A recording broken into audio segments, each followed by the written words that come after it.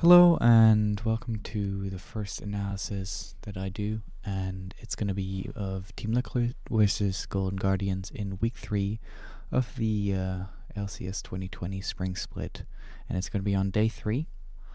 Team Liquid is currently facing Golden Guardians without their main jungler, Broxa, who is having visa issues and is therefore running Surenfire, and has thus encountered a couple of problems that have bumped them from the best or possibly second best team in the league to now play amongst the lower pack and have a 1-4 scoreline coming into this game, whereas Golden Guardians is a team with rather low expectations but with some key members, namely Closer, who's looking to maybe get some excitement and maybe pick up some steam and propel himself into a greater career.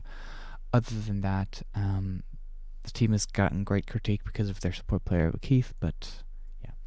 So coming into this game, the expectations are that Team Liquid will just outmuscle them, and that Surenfire will just will not really matter too much into this game.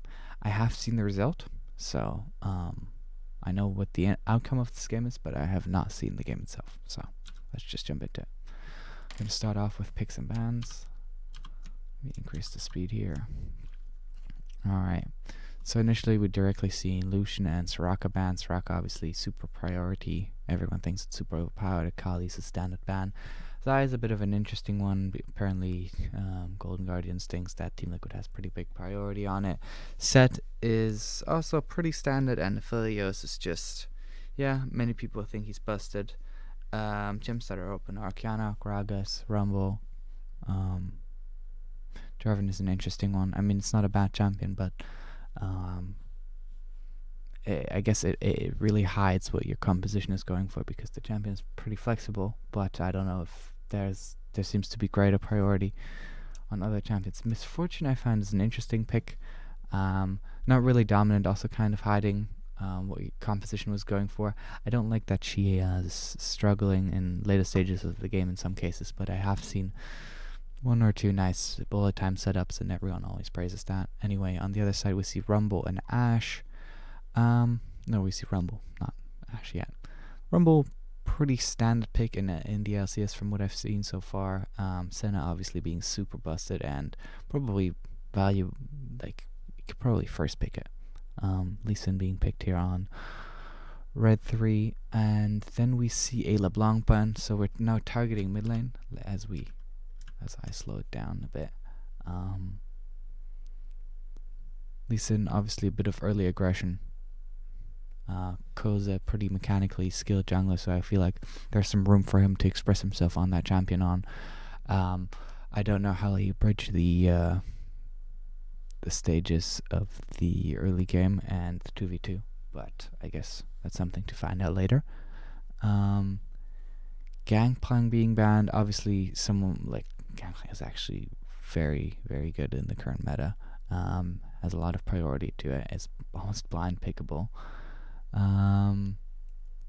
Actually, there's a few counters to Gangplank, but people are not really willing to play it, so they play tanky stuff that loses less to Gangplank, which I don't know if that is the correct opinion, but it's NA. You know, they do that, and continuing with the safe picks, and it's a bit sad for me to keep seeing Aatrox season after season, nerf after nerf. Obviously, it's a huge top lane comfort pick, 60% pick rate, as we can see here in the LCS. Huge comfort pick, but so limited in its ability to create stuff around the map. I guess there are certain scenarios and matchups and 1v1s that you can win, and it's not a bad champion by any stretch of the imagination, but just the priority that we continuously see on it is a bit saddening, as we see a pretty interesting choice for the support here. Galio being locked in, Koji J1 to really prioritize that and like historically be a pretty famous Galio player, one of the ones to debut it, and then the Kennen for impact up on top against the Aatrox. Kennen has a pretty good matchup into Aatrox, as he can really bully him and kind of take over that lane, especially if he goes for that Gunblade. If we look at the 2v2 itself here, we see that there's obviously very strong level 6 potential with Rumble and Jarvan in the 2v2, but early on with the Zoe bubbles, Surenfire and Jensen have to be careful not to get picked off by long range Zoe bubble flying towards Scuttlecrab. And in general, Lee Sin Zoe would probably outperform Rumble and Jarvan here. As we speed up the footage a bit, let's get started. We can probably jump a couple of seconds ahead. Monday Night League. Alright, 45 seconds in. Pretty standard opening from both teams. No shenanigans going on. We see a red side ward here. And we know that this is Thresh's ward, who is based and is now running back to lane. And we have Jarvan's ward here. So Thresh decides to come back bot side as Jarvan decides to recall, pick up the sweeper, and then run back to run also bot lane. Alright. Let's just speed it up a bit again. Interesting. I find it interesting that this is really something in LCS where you see just players standing across each other, just emoting. I find that very interesting. Okay, so the ward here is to check for early pathing from Jarvan for the level 2 gank, and it also means that he's too afraid to walk up to this bush and place it here, because this would be the better ward, but it's also in fog of war. What he could do is he could position himself here and then ward over there, but there's obviously risk that this is warded and then you just get a Sin W into the face and then you're dead. And so he decides to go for this ward here, which is the lesser. It looks at one of the paths that the Jarvan could take to level 2 gank, who's obviously a very famous level 2 ganker.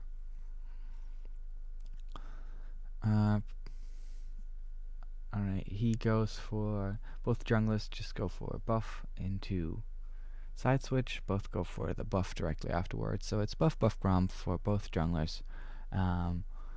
Zoe's getting the early shove in mid lane, probably has priority around the next Scuttlecrab if the wave doesn't crash too hard. Bot lane also has priority, bot lane has priority for Team Liquid actually. It is within, it could be possible to be ganked, but let's assume that they let the wave bounce back here and that the wave will reset. Jarvan now clearing his wolves, so he went to wolves, whereas Lee Sin is now looking for a play around mid lane. We can see that Scuttlecrabs are coming up. Actually, Scuttlecrabs are a huge source of XP that many junglers are heavily underutilizing, and it's probably a very good way back into the game. We have top lane crashing, but there's no jungle attention, so it's kind of whatever at the moment. As we see Lee Sin actually going for the invade on the Raptors. He obviously wins the fight, and he wins the smite fight, from what I can tell you. Is able to get that away from him. Now has priority. And with the Zoe priority from mid lane, they might look to make a play. Wave is coming into her. They don't go for it. And Surenfire in turn, because the wave was too big, what happened was that Lee Sin, looking for the play, didn't get it. Jensen backed off under his turret. And now Surenfire can move into the Scuttlecrab. So just by the way that Jensen positioned the minion wave here, he actually allowed Surenfire to get the Scuttlecrab. And so mid laners can learn a lot from that.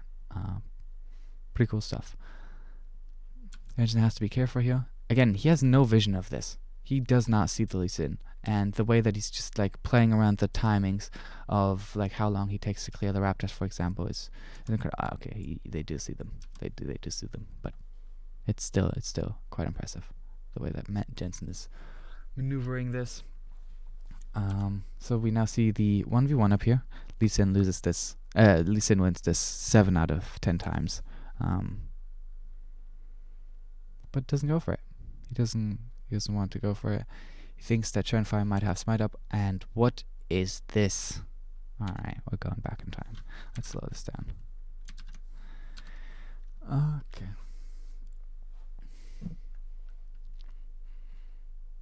Zoe has priority, by the way, so they could fight 2v2. But, alas. Okay, so Keith lands the hook here. The wave, you can see, is pushing. They're trying to shove it in. Double lift is on 25 CS. This is... What wave is this? This wave is a cannon, so this is wave 5. This is wave 6. Probably has around 600 or 700 gold right now. I don't know why he would see the need to shove this in. Anyway, he gets hooked. Okay, yeah, okay, that was just straight up, I mean, wow, great job. Wave is now crashing into him. If he's unlucky, the minions will get executed early, so let's see how the minion RNG actually plays this out. He'll lose a couple, but Galio solo XP. Maybe a quick level 6 on Galio is not the worst. What is pretty kind of a dick move is that he clears the wave. He could leave it up for his AD, but I guess he could maybe even deny a turret plate if there's enough minions there. Could be something to think about, but he might be scared that they just commit for the turret plates, which it shouldn't. But good. Okay, wait. Let's be a little less critical. Okay, so they have pretty aggressive positioning here. This minion is kind of running away, and I think that's interesting. It was just a good hook. It was a good hook in a pretty favorable lane state. Yeah,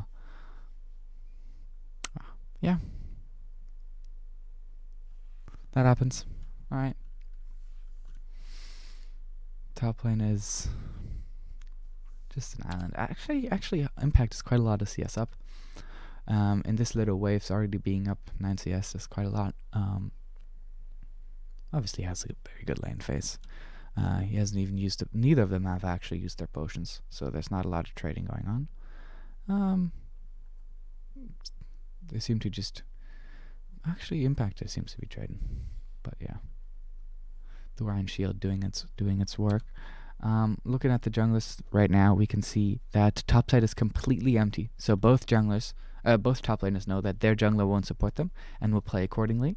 And I assume that means that both top laners know that this will just be an island. Sadly, the YouTube logo is blocking the picture of Senna there, but she's playing under her turret. Galio's coming back into lane. He's level 4. He actually has only brown back so far. His Thresh already has his mobies completed, and pretty strong laning items for Misfortune. So let's see how this unfolds. As if we look at the other items, we just can see double Dorans on Zoe, obviously. Double Dorans being pretty common nowadays, just to get like a bit of bang into the early laning phases, and convert it into shoving waves quickly, going for 2v2s, roaming, and just having like a easy and relaxed laning phase. Okay, so 3v3 approaches here, dragging us up. So we see that Close is approaching, Schönfire is approaching. Schönfire spots the ward here. Okay. Bot lane is shoving in for Team Liquid, and they seem to want to continue the shove. Schönfire is not aware that Closer is actually there, which is kind of surprising.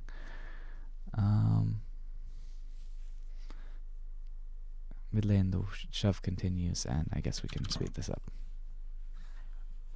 Schönfire almost made a very dangerous decision for his bot lane there, but it is what it is.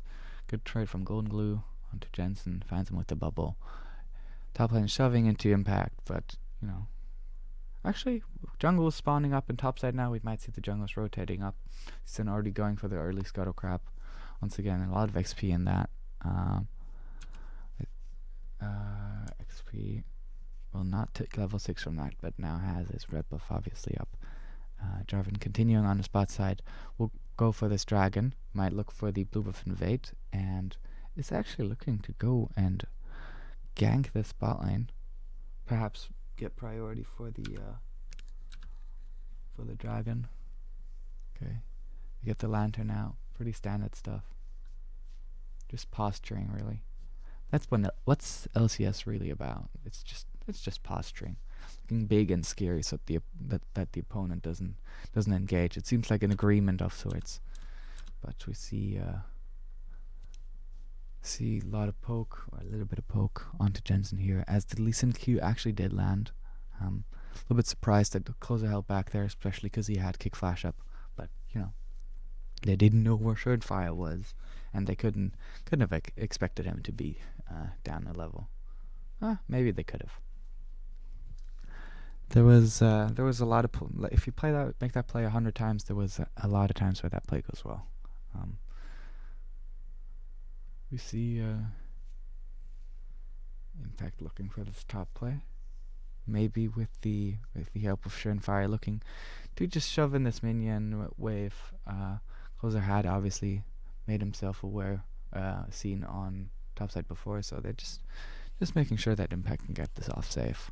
That's what Surenfire's job is. It's nice to see that there's at least a little bit of coordination about that on the side of Team Liquid. Total gold. Just a quick look. We can see FBI is obviously doing pretty well with the CS lead that he has actually picked up in bot lane because of the probably the hook threat from the Fresh. Not a bad lane by Keith. Who's actually second to last on the other side. But other than that, nothing too surprising here. Surenfire closer obviously being pretty far down in gold. Welcome to season 2020. Golden Gloom misses that Q. Surenfire smites the Scuttle Crab, keeps getting that. Mid lane is shoved in. Bot lane is, once again, the two ADs are just like handshaking on that wave. They're just agreeing. Okay, we will fight this. As they are actually trading. Interesting. We obviously see the Galliard coming down. Pretty well timed, but obviously a losing trade by Doublelift to take in the first place. He could have just let the wave come back to him under the turret and let it bounce. But we do see that Surenfire is engaging on mid lane, and quite aggressively so. That actually looked like a rather proactive play. Let's look at it again. Oh yeah. He's coming through his mid lane. He's making the play for Jensen, and Jensen is just it's like a good striker. He's just scoring the goal. Alright. Keith with a nice double flay. Only, I don't know about the flash from FBI here, but fair enough. Other than that, they only used the ignite.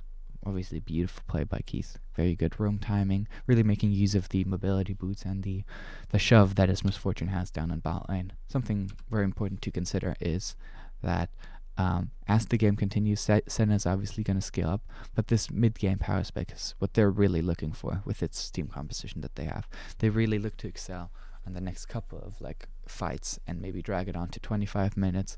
And then they're going to be starting to run into a couple of rocks on the side of Team Liquid, who are just obviously going to have superior team fighting if it ever gets to that stage. As Misfortune picks up the mid wave here. Okay, we see the replay. Yeah. Nicely done. Interesting that he decides to flash first instead of connecting with the EQ flash. But I guess he decides that he wishes for the damage to be dealt. And then obviously the Gunswad of the three, Keith hitting, also hitting the hook here. Good stuff from this Golden Guardian support so far. Hanzo picking up the minion wave, doing the why does he shove that in? Does he want to recall timing? Maybe. No, he has 400 gold. Can't recall. Does he think he can fight? Anyway, we see a fight in bot lane as Golden Glue is actually trying to accept the wave and is getting caught out for it. Surenfire with a good gang timing, and Team Liquid with their bot lane still down here.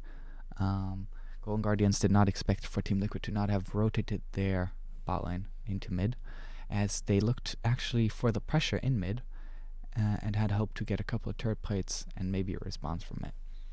But Team Liquid either anticipating that or not being fast enough for them counteract that.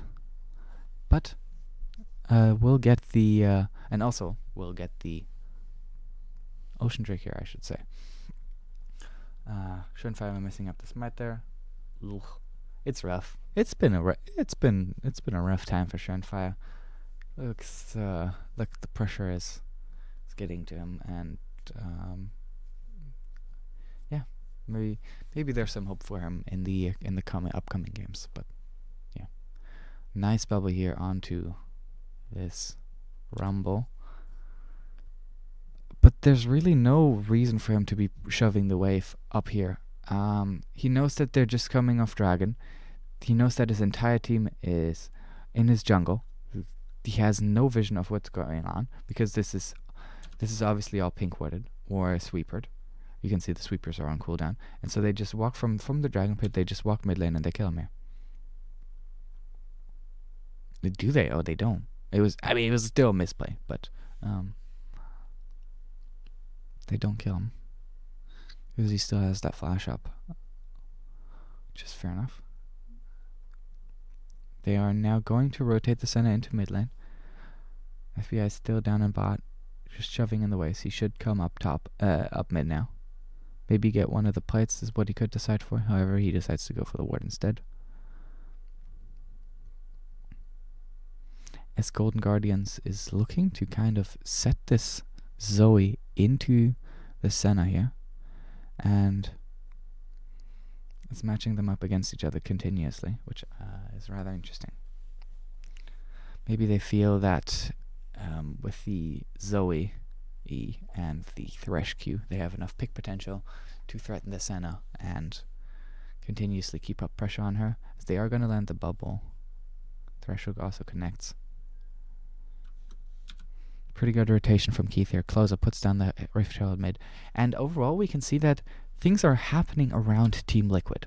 They're not necessarily making wrong decisions, but they're rather suffering from the indecisions that they're making. So they're always second to the play. Just obviously, one, to their late game team fighting, maybe not late game, but to their team fighting comp, who is struggling in their matchups except for top lane. And so Golden Guardians is just continuously pressing that advantage and not necessarily outplaying Team Liquid by any stretch of the imagination, but making good moves continuously, and that has really paid off for them so far. Farm is pretty even across the board, except in a pretty big discrepancy in down in bot, where Doublelift has fallen down 20 CS, 2 FBI, which is a little bit surprising, but a welcome one to be sure. Always happy to see new players do well. I guess FBI is not the newest player, but there's still some rookie talent left in that guy. As we see that, so he's now making her way towards the spot lane, looking at this Rumble. She's now keeping the minion wave, and let's see if they keep playing ping pong with it.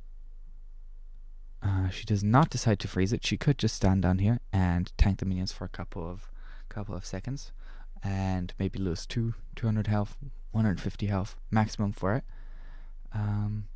But she decides she wants it in the turret. It's gonna crash. Rumble is backing here, and so the wave is gonna eventually shove back into Team Liquid, which is gonna net them more gold, which they like, and which the Golden Guardians does not like. Yeah, that's again another 80 carries taking Raptors. I guess we've all seen it. We've all done it. Yeah, it's the standard now. Once the 80 carry roams to a side lane, oh my goodness. Oh no. What? So he shoves the wave out. What does he decide to do? He keeps pushing another wave. Okay, he wants it to crash as well, which, fair enough, is a response to the play he made previously. No. Why? What the? Okay. Oh, he gives up his life. because he was really looking for the bubble. He has no vision to make that play, and in the end, yeah, pretty surprising, to be sure. Golden Glue now on an impressive 0-3. Have a very good game from Closer so far, who has been all over the map trying to make plays and is now looking again into this mid lane. He's really taking over the jungle of Schönfire so far. And Schönfire has... Yeah, he's keeping up in CS. Oh, he's keeping up in CS, but I guess there's a lower third. Well, he's keeping up in CS, but surely has super low damage numbers. It's just kind of running after everything. Let's see if Team Liquid finally decides to make a move, or if they're going to keep being pressured and corralled by this Golden Guardian squad. As Hanser actually gets a pretty good trade onto Impact. Impact will trade back. They would also use their ultimates both. Impact still having TP up. Can TP back into the lane, or could probably use it to look for this dragon fight here with the home guard advantage and the cannon. They could look for that. He has, however, just ulted, which means that it's less favorable. But let us see what they do. They are going for this dragon, obviously, as they're trading that for the Rift Herald up on top. No fighting will ensue. It's a lot of discussion and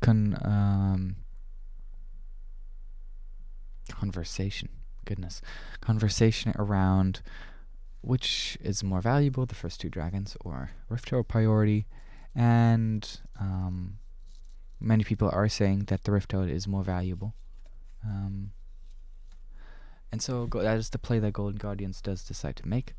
Hanser is actually not just back in farm, but is now ahead a little bit, well, barely, is even up in CS, so he's managed to kind of outplay his lane matchup, which was played completely without any jungle intervention, and means that Hanser has done a pretty good job just neutralizing the annoyance of Impact here, and done a good job of shoving his lanes and manipulating his minion waves.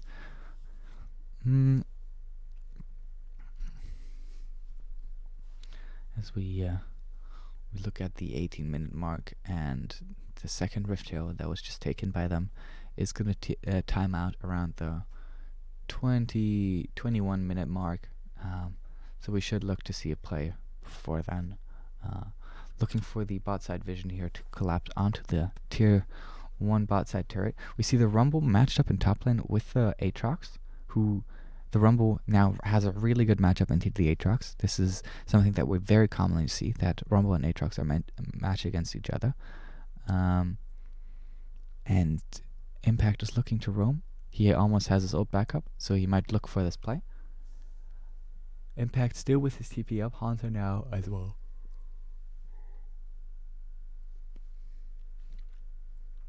Rift Herald will get the second charge off. My apologies. And pretty successful play for Golden Guardians here. Team Liquid once again on the back foot. Looks at the play being made. There is no proactivity. It's looking at what the enemy does. We've seen no aggressive moves by the Jarvan or by the Galio or by the Cannon. No aggressive TPs. We've seen a couple of moves from Jensen. But he has also been mainly on the back foot, and we just see complete reactiveness. And I guess that's partly what Team Liquid is famous for, being an extremely cohesive team when it comes to making the right decisions rather than making a lot of decisions, which is something that I have talked about privately before. The difference between making good decisions or making many decisions, but that might be something for another time.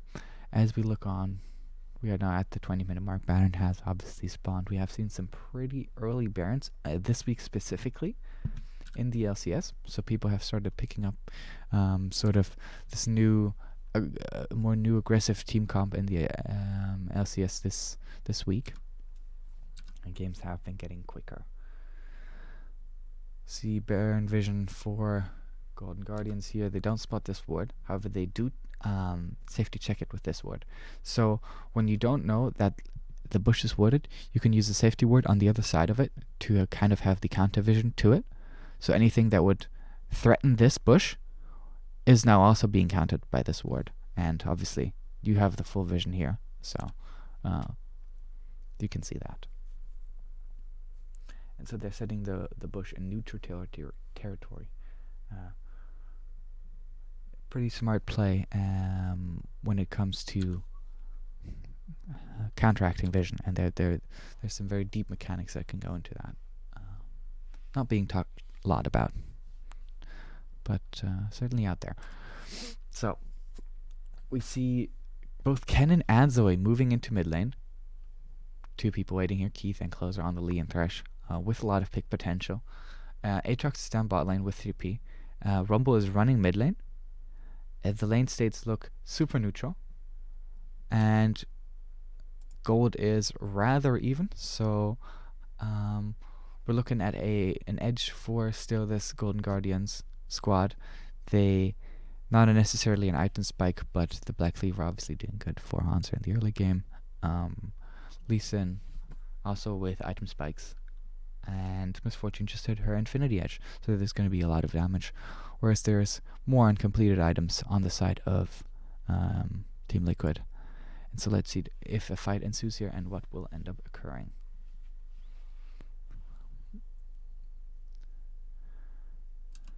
There is nothing happening. I have forgotten that I'm watching an LCS game.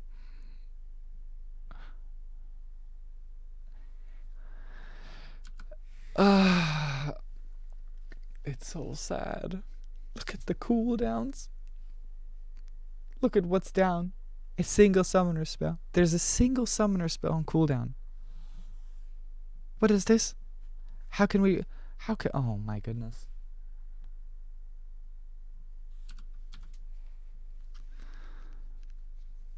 Oh. Now back to this bot lane matchup. Obviously, Rumble interested in quickly shoving in sideways. You could make an argument to freeze the wave as a Rumble, but then again, you do have the capabilities to just ping pong waves very efficiently, and so why not make use of it? He should probably be running the TP then, so that he could use it more efficiently, and he's obviously not going to use the Ignite because we're watching this very game. And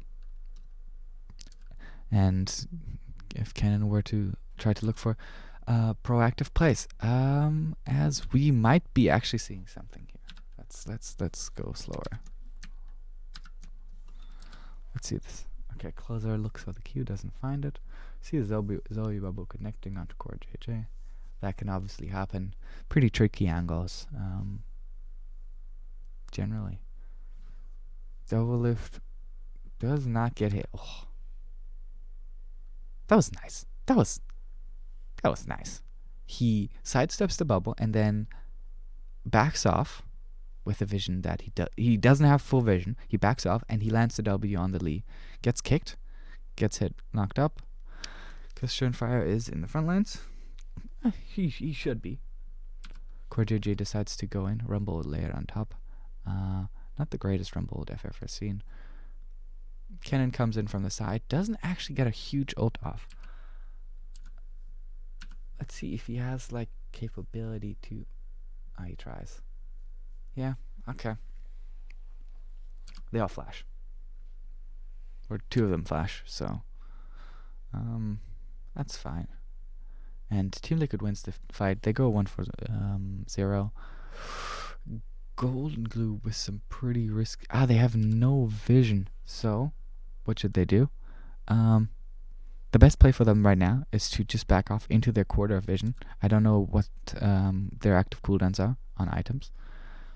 Because they are never going to contest around Dragon. But they could just rush this Baron. There is capability for that if the Galio doesn't come, which is pretty low chance. And so they look to shove in the mid wave. They should look to shove in the top wave. If they do it correctly, they actually stack this upcoming wave under this turret so that it builds up, and then slow pushing into. into Golden Guardians.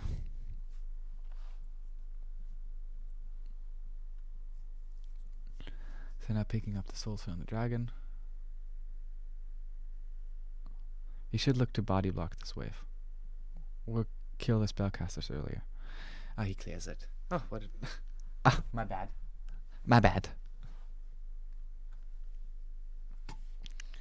Alright.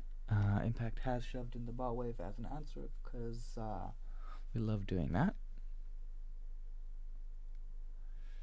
Core JJ goes actually in for a pretty nice flash taunt. Once again, not the greatest rumbled. Impact comes in from the side, just ties it all up. And Golden Guardians is rushing the Baron. As I said, they do have the necessary damage for it, as Misfortune and Aatrox actually deal quite an amount of damage. No one really it's not really talked about how much Baron damage Aatrox can actually deal with the Vitals. That can kind of ramp up with some cooldown reduction in the later stages of the game. So we're now looking at there are no upcoming objectives. Why are we even watching this? What would they fight for? It's NA. They don't fight.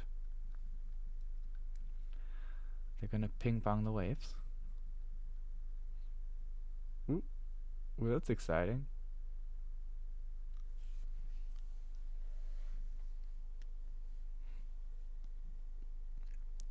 FBI is gonna shove him the wave here. Closer obviously giving him bodyguard protection here, together with Keith, and they're just kind of playing around this 4-1 setup, just running around as a kind of a death ball, and then leaving the Aatrox to its own device. Oh, actually, nice color. It's nice. Let's rewatch that. Actually, very good. Very well done by FBI here. Yes. Okay. Yeah. Impressive. Now, Team Liquid seems to be... Okay. Well, that is something. He lands the Q. Fair enough. Pretty standard ward kick. Nice angle, though. Very, very good angle. We see the Galio ult coming in here, so it's too early. He could do it here. I guess he's just standing directly next to him, but it is whatever. As they're just running away. Wow, Closer just picked that up. Wow, that was a good Lee Sin engage. Double lift, obviously foolish to get hit by the Lee Sin Q here, but with the current position that he's in, he was looking to clear the bot wave, and they were gonna get the tower. Are they just gonna finish? That's crazy. Interesting. Zoe Bubble lands onto the cannon here, and then Hansa just well, he murders them. That's for sure. Oh, they get one next turret, and Closer lives due to Triumph and the shielding. And they don't ult like that, man. That's a solo Q ult. This never hits. Never. Wait until they queue up like an ability or a long animation, and then aim for it, or wait until they're so close to a wall that it's no possibility for them to like move to the other direction, and then just line it up.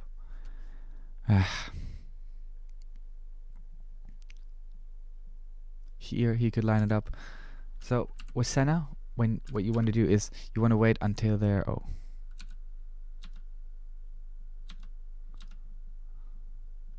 let's just watch this part again. So the Senna is up here, and they're doing nothing right now, and so he misses it. If they're standing directly next to it, so closest within range, FBI not quite. FBI should be standing more so here or here. This is the two places where you can ult. Closer, once again, putting himself in perfect ult condition. And Closer in a good position to be ulted here. FBI. Apologies. Let's just speed this footage up again. We see the replay. Let's just watch it. Nice kick. Galio standing next to it, doing nothing. Jarvan obviously is on this mission down here. We could get a zoom in on this guy. That would be fantastic. It's awful. It hurts. I don't know what the poor man. He must be getting so much hate for it as well. That's unfair. There just seems to be an evident lack of synergy. There's no proactivity coming from within the team. They're each relying on the others to make the play. It's not necessarily like someone's fault. It's just an inherent lack of decision. And I guess they tried to go for dragons. Maybe that was what their coach told them over the week, that dragons are super overpowered. Well, Elder Dragon is super overpowered. And you've just done the best thing you could to not get Elder Dragon. Like, this is probably the perfect way to not get Elder Dragon, as you have 3 dragons, and you can never leave your base. Let's say this all goes for like totally horribly, and you win the fight. You can't pick up the dragon though. Then what? Then you never get Elder, because Golden Guardian just keeps clearing it. Oh my. Okay. I'm sorry. I forgot we're watching a closer game. Gotta slow it down. At least something's happening from that man. It's at least refreshing to see.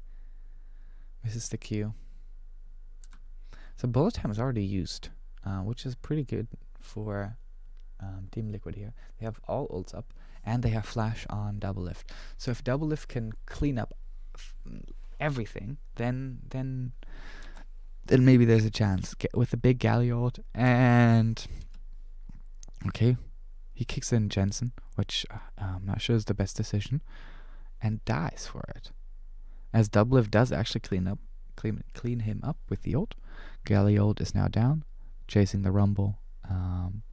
Hanser, nice accuracy on the Q's impact, going in onto FBI here. Yeah, he oversteps. But I guess the entire team wasn't thinking about it. So no one on Golden Guardians had realized that the cannon ult was threatening FBI here, and they all die. FBI dies for it. But Hanser seems to be manning up, and oh my goodness, he's doing a lot of damage. Wow. I was flaming Aatrox before, but Hanser seems to be looking comfortable. Still does not change my opinion on Aatrox. Hanser obviously having a great team fight here, with the accuracy on the Qs and the Ws. Jesus, if he hits that, then maybe the game's over. Bubble does not land on Doublelift here. Trying to defend. Looking rough. Yeah. Well, that's GG. When you see this, this is where the record scratch and happens, and someone asks, "Oh, you might be wondering how I got into this situation." Boom. Does he die? Yeah, of course he does. Oh no. Oh no. It's sad to see. It feels like I'm watching a team being split apart, and yeah, watching a team without the team. That's really the feeling that I'm getting. Golden Guardians will manage to take the win here. Conclusions to draw from this game. Golden Guardians, closer looks good. Golden Glue with a pretty horrendous performance on that Zoe mid lane. But closer looks good. Hanser looks good. Bot lane looks fine. Keith looks better than expected. Has been getting hate, has been getting flack, and has somewhat impressed me here. Certainly not the weakest link, but on the side of Team Liquid, we see great problems with decision making, potentially even drafting, but that's difficult to tell from a single game. The other games, they do seem flexible in their composition. Jensen seems to like to play a variety of styles of mid laner, fitting into the mage category especially. But the rest of the team just doesn't seem to be clicking with Surenfire, and they're really missing Xmithie or Braxa. I hope we can see more from them in the future, and I hope you will see more from me in the future. Thank you for watching. Bye bye.